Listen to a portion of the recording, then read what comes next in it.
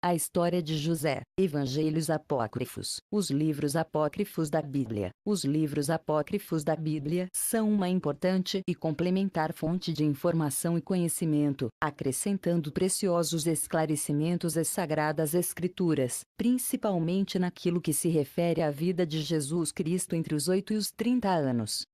A história de José, o carpinteiro, narrada por Jesus a seus apóstolos. Esta é a história da morte de José, conforme foi narrada pelo Senhor Jesus a seus apóstolos.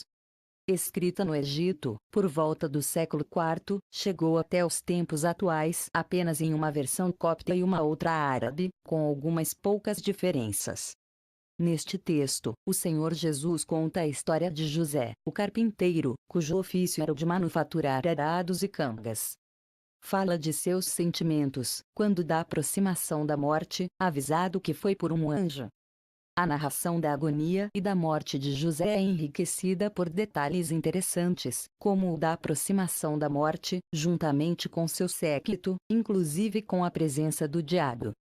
Alguns detalhes importantes são apresentados, como o nome dos filhos e a idade de José, quando de seu casamento com Maria, enquanto que outros, como episódios da infância de Cristo, confirmam o que é apresentado nos evangelhos de Pedro, Tiago e Tomé, sobre a infância do Salvador.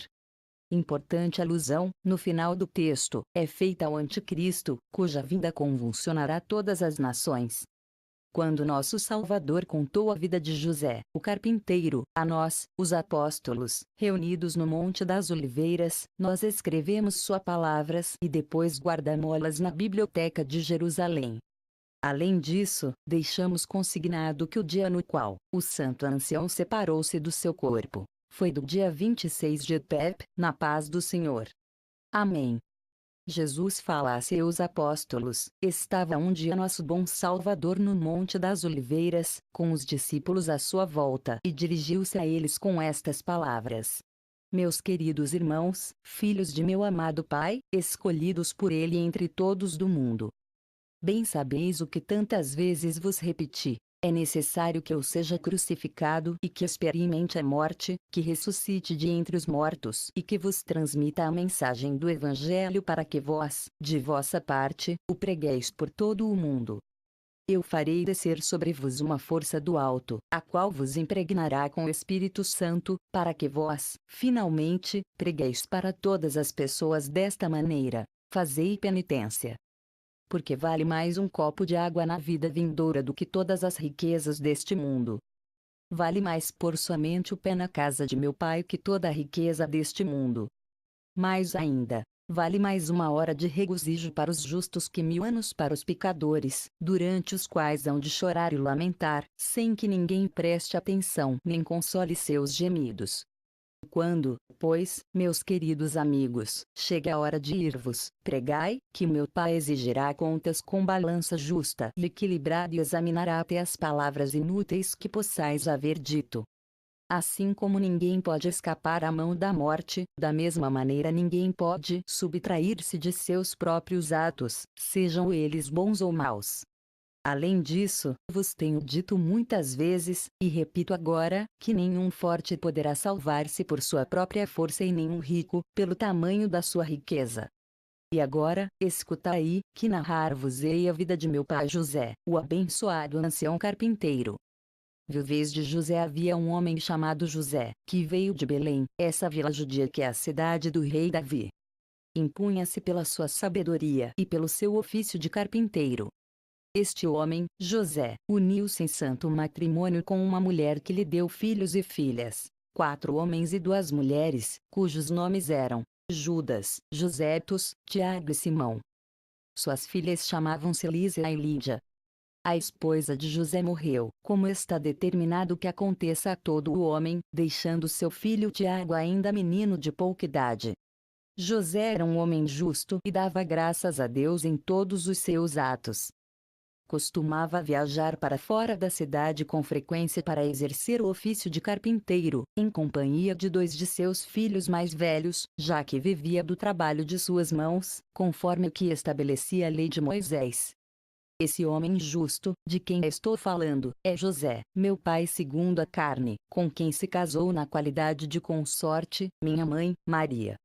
Maria no templo enquanto meu pai José permanecia viúvo, minha mãe, a boa bendita entre as mulheres, vivia por sua parte no templo, servindo a Deus em toda a santidade. Havia já completado 12 anos. Passara os seus 3 primeiros anos na casa de seus pais e os 9 restantes no templo do Senhor. Ao ver que a santa donzela levava uma vida simples e plena de temor a Deus, os sacerdotes conservaram entre si e disseram: busquemos um homem de bem e celebremos o casamento com ele, até que chegue o momento de seu matrimônio. Que não seja por descuido nosso que lhe sobrevenha o período da sua purificação no templo, nem que venhamos a incorrer em um pecado grave. Bodas de Maria e José convocaram, então, as tribos de Judá escolheram entre elas 12 homens, correspondendo ao número das 12 tribos. A sorte recaiu sobre o bom velho José, meu pai, segundo a carne. Disseram os sacerdotes a minha mãe, a Virgem: vai com José e permanece submissa a ele, até que chegue a hora de celebrar teu matrimônio. José levou Maria, minha mãe, para sua casa.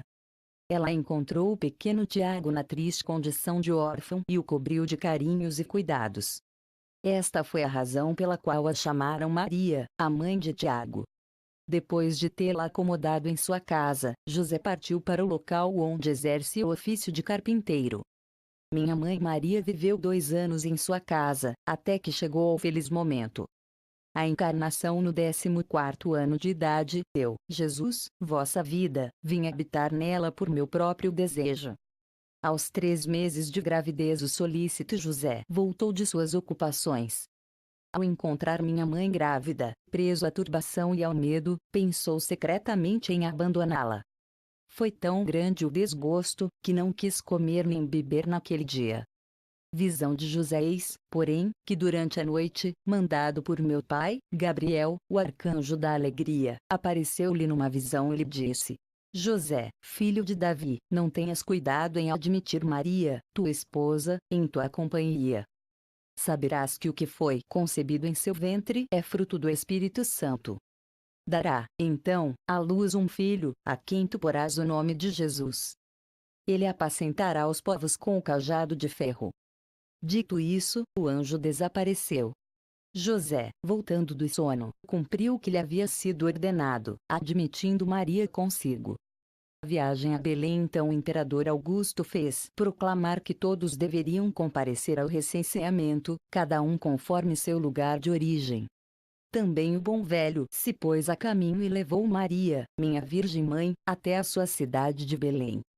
Como o parto já estava próximo, ele fez o escriba anotar seu nome da seguinte maneira: José, filho de Davi, Maria, sua esposa, e seu filho Jesus, da tribo de Judá. Maria, minha mãe, trouxe-me ao mundo quando retornava de Belém, perto do túmulo de Raquel, a mulher do patriarca Jacó, a mãe de José e Benjamim. Fuga para o Egito. Satanás deu um conselho a Herodes, o grande, pai de Arquileu, aquele que fez decapitar meu querido parente João. Ele me procurou para tirar minha vida, porque pensava que meu reino era deste mundo. Meu pai manifestou isso a José, numa visão, e este pôs-se imediatamente em fuga levado consigo a mim e a minha mãe, em cujos braços eu ia deitado. Salomé também nos acompanhava. Descemos até o Egito e ali permanecemos por 1 ano, até que o corpo de Herodes foi presa da corrupção, como castigo justo pelo sangue dos inocentes que ele havia derramado e dos quais já nem se lembrava. Retorno à Galiléia. Quando o iníquo Herodes deixou de existir, voltamos a Israel e fomos viver em uma vila de Galiléia chamada Nazaré. Meu pai José, o bendito ancião, continuava exercendo o ofício de carpinteiro, graças a que podíamos viver. Jamais poder-se-á dizer que ele comeu seu pão de graça, mas sim que se conduzia de acordo com o prescrito na lei de Moisés. Velhice de José. Depois de tanto tempo, seu corpo não se mostrava doente, nem tinha a vista fraca, nem havia sequer um só dente estragado em sua boca. Nunca lhe faltou a sensatez e a prudência, sempre conservou intacto seu sadio juízo, mesmo já sendo um venerável ancião de 111 anos. Obediência de Jesus. Seus dois filhos Josetos e Simão casaram-se e foram viver em seus próprios lares. Da mesma forma, suas duas filhas casaram-se, como é natural entre os homens, e José ficou com o seu pequeno filho Tiago. Eu, da minha parte, desde que minha mãe trouxe-me a este mundo, estive sempre submisso a ele como um menino e fiz o que é natural entre os homens, exceto pecar. Chamava Maria de minha mãe e José de meu pai. Obedeci-os em tudo o que me pediam, sem ter jamais me permitido replicar-lhes com uma palavra, mas sim mostrar-lhes sempre um grande carinho. Frente à morte chegou, porém, para meu pai José, a hora de abandonar este mundo, que é a sorte de todo homem mortal. Quando seu corpo adoeceu, veio um de Deus anjo anunciar-lhe: tua morte dar-se-á neste ano.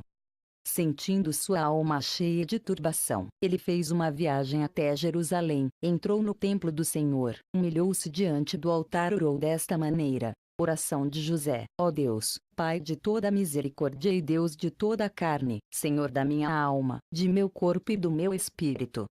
Se é que já se cumpriram todos os dias da vida que me deste neste mundo, rogo-te, Senhor Deus, que envies o arcanjo Micael para que fique do meu lado, até que minha desditada alma saia do corpo sem dor nem turbação.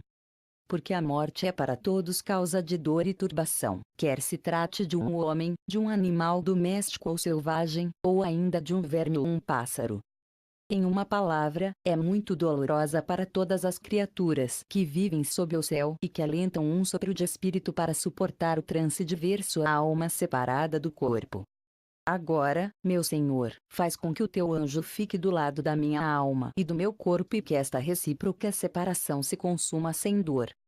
Não permitas que aquele anjo que me foi dado no dia em que saí de teu seio volte seu rosto irado para mim ao longo deste caminho que empreendi até vós, mas sim que ele se mostre amável e pacífico. Não permitas que aqueles cujas faces mudam dificultem a minha ida até vós. Não consintas que minha alma caia em mãos do Cérbero e não me confundas em teu formidável tribunal. Não permitas que as ondas deste rio de fogo, nas quais serão envolvidas todas as almas antes de ver a glória de teu rosto, voltem-se furiosas contra mim. Ó Deus, que julgais a todos na verdade e na justiça, oxalá a tua misericórdia sirva-me agora de consolo, já que sós a fonte de todos os bens e a ti se deve toda a glória pela eternidade das eternidades. Amém. Doença de José. Aconteceu que, ao voltar à sua residência habitual de Nazaré, viu-se atacado pela doença que havia de levá-lo ao túmulo. Esta apresentou-se de forma mais alarmante do que em qualquer outra ocasião de sua vida, desde o dia em que nasceu. Eis aqui, resumida, a vida de meu querido pai José. Ao chegar aos 40 anos, contraiu matrimônio, no qual viveu outros 49. Depois que sua mulher morreu, passou somente um ano. Minha mãe logo passou 2 anos em sua casa, depois que os sacerdotes confiaram-na com estas palavras: guarda até o tempo em que se celebre vosso matrimônio.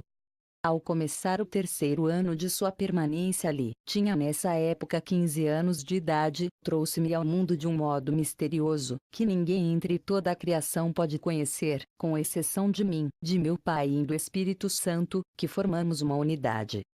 O início do fim. A vida de meu pai José, o abençoado ancião, compreendeu 111 anos, conforme determinara meu bom pai.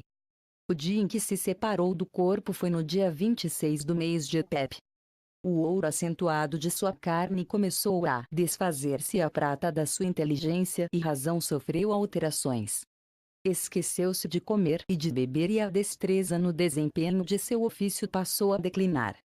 Aconteceu que, ao amanhecer do dia 26 de Epep, enquanto estava em seu leito, foi tomado de uma grande agitação.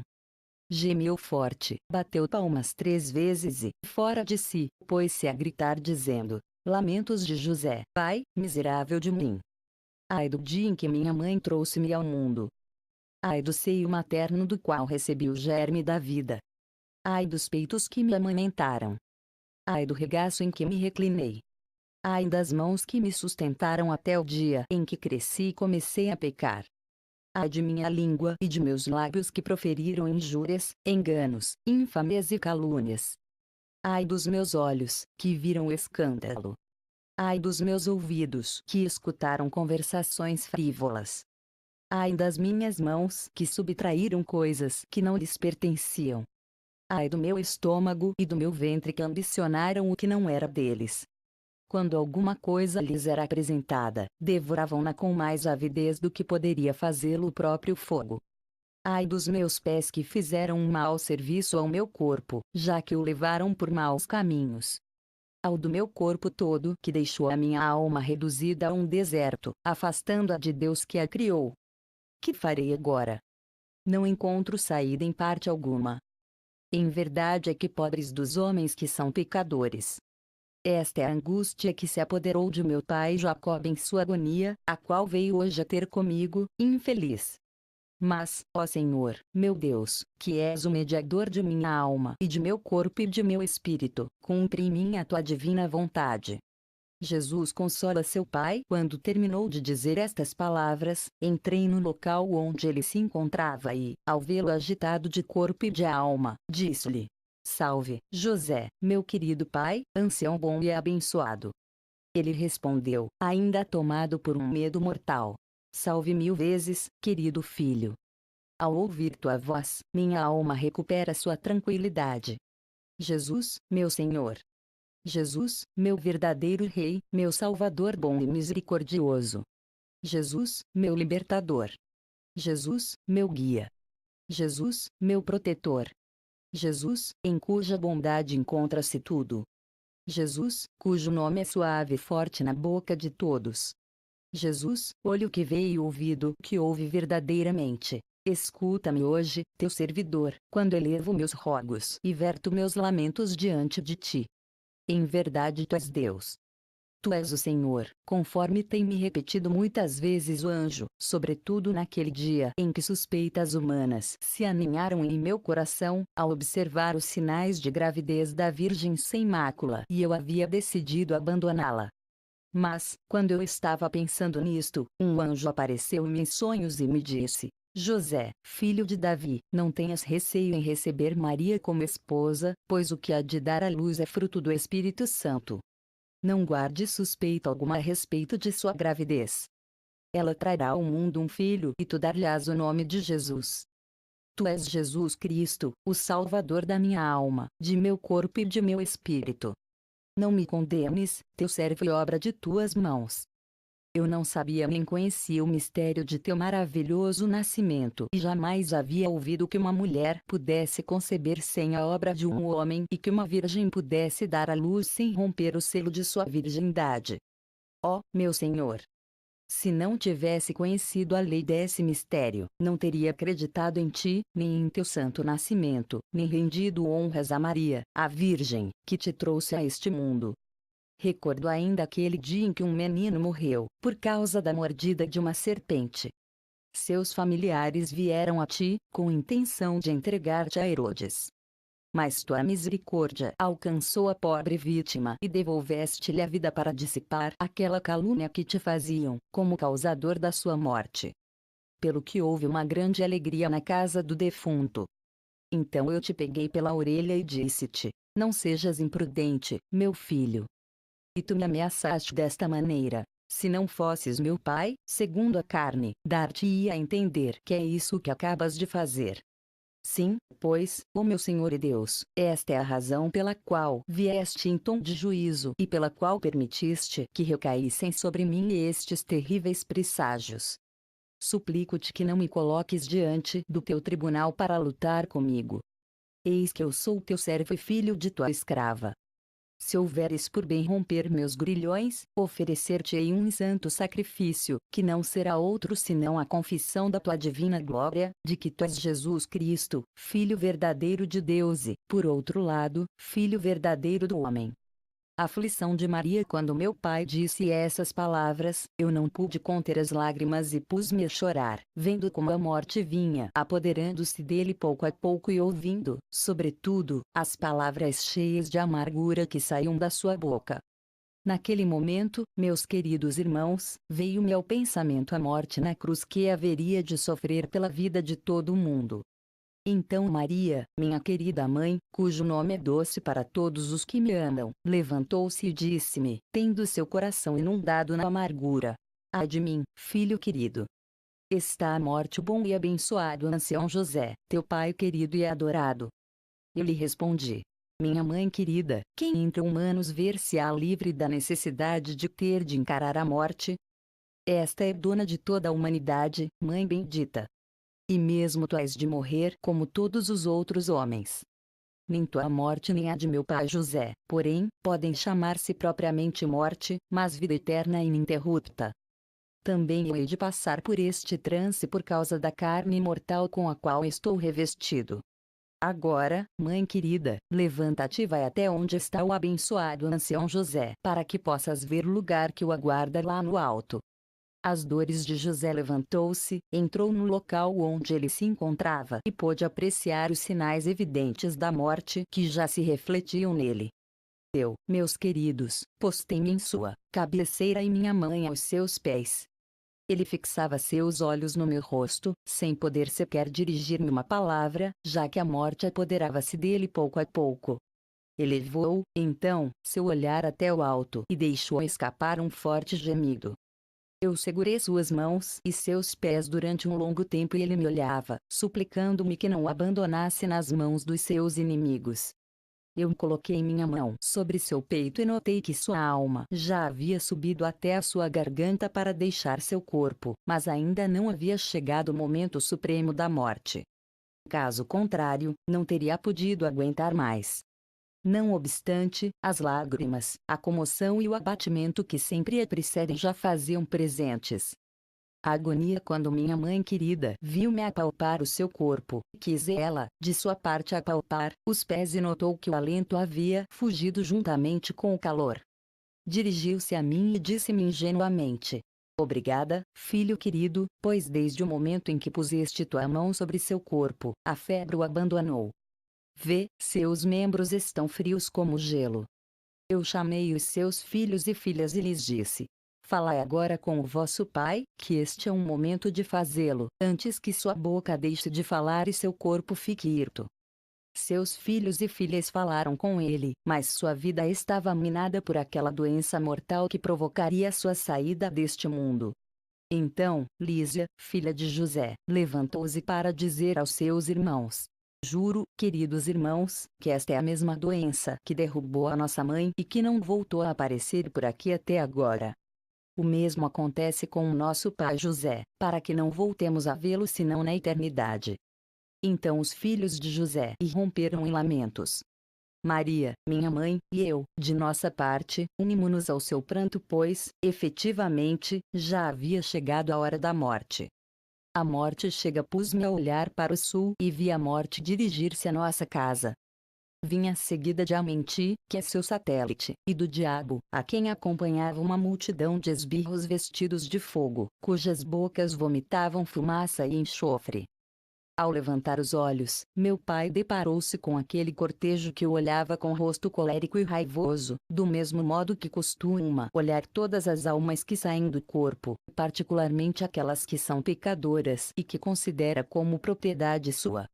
Diante da visão deste espetáculo, os olhos do bom velho anuviaram-se de lágrimas. Foi neste momento em que meu pai exalou sua alma com um grande suspiro, enquanto procurava encontrar um lugar onde se esconder e salvar-se. Quando observei o suspiro de meu pai, provocado pela visão daquelas forças de até então desconhecidas para ele, levantei-me rapidamente e expulsei o diabo e todo o seu cortejo. Eles fugiram envergonhados e confusos. Ninguém entre os presentes, nem mesmo minha própria mãe Maria, apercebeu-se da presença daqueles terríveis esquadrões que saem à caça de almas humanas. Quando a morte percebeu que eu havia expulsado e mandado embora as potestades infernais, para que não pudessem espalhar armadilhas, encheu-se de pavor. Levantei-me apressadamente e dirigi esta oração a meu Pai, o Deus de toda a misericórdia. Oração de Jesus, meu Pai misericordioso, Pai da verdade, olho que vê e ouvido que ouve, escuta-me, que eu sou teu filho querido. Peço-te por meu pai José, a obra de vossas mãos. Envia-me um grande corpo de anjos, juntamente com Micael, o administrador dos bens, e com Gabriel, o bom mensageiro da luz, para que acompanhem a alma de meu pai José até que se tenha livrado do sétimo éon tenebroso, de forma que não se veja forçado a empreender esses caminhos infernais, terríveis para o viajante por estarem infestados de gênios malignos e saqueadores e por ter de atravessar esse lugar espantoso, por onde corre um rio de fogo igual às ondas do mar. Sede, além disso, piedoso para com a alma de meu pai José, quando ela vier repousar em vossas mãos, pois é este momento em que mais necessita da tua misericórdia. Eu vos digo, veneráveis irmãos e abençoados apóstolos, que todo homem que, chegando a discernir entre o bem e o mal, tenha consumido seu tempo seguindo a fascinação dos seus olhos, quando chegue a hora de sua morte e tenha de libertar o passo para comparecer diante do tribunal terrível e fazer sua própria defesa, ver-se-á necessitado da piedade de meu bom Pai. Continuemos, porém, relatando o desenlace de meu pai, o abençoado ancião. José expira quando eu disse amém. Maria, minha mãe, respondeu na língua falada pelos habitantes do céu. No mesmo instante Micael, Gabriel e anjos, em coro, vindos do céu, voaram sobre o corpo de meu pai José. Em seguida, intensificaram-se os lamentos próprios da morte e soube, então, que havia chegado o momento desolador. Sofria meu pai dores parecidas com as de uma mulher no parto, enquanto que a febre o castigava da mesma maneira que um forte furacão ou um imenso fogo devasta um espesso bosque. A morte, cheia de medo, não ousava lançar-se sobre o corpo de meu pai para separá-lo da alma, pois seu olhar havia dado comigo, que estava sentado à sua cabeceira, com as mãos sobre suas têmporas. Quando me apercebi de que a morte tinha medo de entrar por minha causa, levantei-me, dirigi meus passos até o lado de fora da porta e encontrei-a só e amedrontada, em atitude de espera. Eu lhe disse: ó tu, que vens do meio-dia, entra rapidamente e cumpre o que ordenou-te meu pai. Porém, guarda José como a menina dos teus olhos, posto que é meu pai segundo a carne e compartilhou a dor comigo, durante os anos da minha infância. Quanto teve de fugir de um lado para outro por causa das maquinações de Herodes, e ensinou-me como costumam fazer os pais para o proveito dos seus filhos. Então Abadão entrou, tomou a alma de meu pai José e separou-a do corpo no mesmo instante em que o sol fazia sua aparição no horizonte, no dia 26 do mês de Epep, em paz. A vida de meu pai compreendeu 111 anos. Micael e Gabriel pegaram cada qual em um extremo de um pano de seda e nele depositaram a alma de meu querido pai José depois de tê-la beijado reverentemente. Enquanto isso, nenhum dos que rodeavam José havia percebido a sua morte, nem sequer minha mãe Maria. Eu confiei a alma do meu querido pai José a Micael e Gabriel, para que aguardassem contra os raptores que saqueiam pelo caminho, e encarreguei os espíritos incorpóreos de continuarem cantando canções até que, finalmente, depositaram-no junto a meu pai no céu. Luto na casa de José e inclinei-me sobre o corpo inerte de meu pai. Cerrei seus olhos, fechei sua boca e levantei-me para contemplá-lo. Depois disse a Virgem: ó Maria, minha mãe, onde estão os objetos de artesanato feitos por ele desde sua infância até hoje? Neste momento todos eles passaram, como se ele não tivesse sequer vindo a este mundo. Quando seus filhos e filhas ouviram-me dizer isto a Maria, minha mãe virginal, perguntaram-me com vozes fortes e lamentos: será que nosso pai morreu sem que nós nos apercebêssemos? Eu lhes disse: efetivamente, morreu, mas sua morte não é morte, porém vida eterna. Grandes coisas esperam nosso querido pai José. Desde o momento em que sua alma sai do seu corpo, desapareceu para ele toda a espécie de dor. Ele se pôs a caminho do reino eterno. Deixou atrás de si o peso da carne, com todo este mundo de dor e de preocupações, e foi para o lugar de repouso que tem meu pai nesses céus que nunca serão destruídos. Ao dizer a meus irmãos que o nosso pai José, o abençoado ancião, havia finalmente morrido, eles se levantaram, rasgaram suas vestes e o choraram durante um longo tempo. Luto em Nazaré. Quando os habitantes de Nazaré e de toda a Galiléia inteiraram-se da triste nova, acudiram em massa ao lugar onde nos encontrávamos. de acordo com a lei dos judeus, passaram todo o dia dando sinais de luto até que chegou a 9ª hora. Despedi, então todos, derramei água sobre o corpo de meu pai José, ungi-o com bálsamo e dirigi ao meu pai amado, que está nos céus, uma oração celestial que havia escrito com meus próprios dedos, antes de encarnar-me nas entranhas da Virgem Maria. Ao dizer amém, veio uma multidão de anjos. Mandei que 2 deles estendessem um manto para depositar nele o corpo de meu pai José para que o amortalhassem. Bênção de Jesus, pus minhas mãos sobre o seu corpo e disse: não serás vítima da fetidez da morte.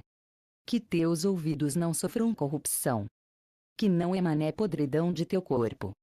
Que não se perca na terra a tua mortalha nem a tua carne, mas que fiquem intactas, aderidas ao teu corpo até o dia do convite dos 2000 anos. Que não envelheçam, querido Pai, esses cabelos que tantas vezes acariciei com minhas mãos. E que a boa sorte esteja contigo. Aquele que se preocupar em levar uma oferenda ao teu santuário no dia de tua comemoração, eu o abençoarei com afluxos de dons celestiais. Assim mesmo, a todo aquele que der pão a um pobre em teu nome, não permitirei que se veja agoniado pela necessidade de quaisquer bens deste mundo, durante todos os dias de sua vida. Conceder-te-ei que possas convidar ao banquete dos 1000 anos a todos aqueles que no dia de tua comemoração ponham um copo de vinho na mão de um forasteiro, de uma viúva ou de um órfão. Hei de dar-te de presente, enquanto vivam neste mundo, a todos os que se dediquem a escrever o livro da tua saída deste mundo e a consignar todas as palavras que hoje saíram de minha boca.